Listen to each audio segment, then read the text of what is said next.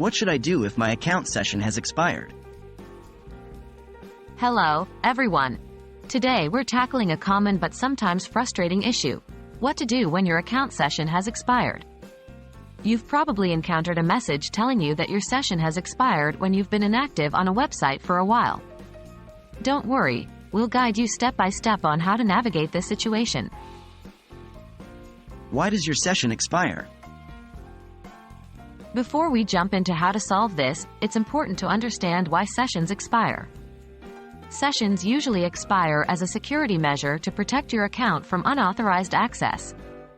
If you're inactive for a certain period of time, the website or application logs you out automatically to prevent anyone else from gaining access to your information. How do I know my session has expired? Usually, you'll see a message on your screen stating that your session has expired or you've been logged out due to inactivity. In some cases, you might be redirected to the login page without any warning. What should I do when my session expires? When your session expires, here are the steps you need to follow. 1. Refresh your page. Sometimes, a simple page refresh can revalidate your session. 2. Re-log into your account. If refreshing doesn't work, you will need to log back into your account. Always ensure you're using the correct login credentials. 3. Clear your browser cache and cookies.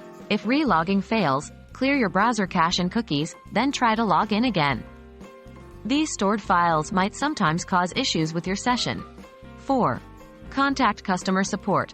If all else fails, reach out to the platform's customer support for further assistance. And there you have it. That's what you should do when your account session expires. Remember, it's a common occurrence meant to protect your account, and it's usually quite simple to get back on track. Thanks for watching, and we hope you found this video helpful.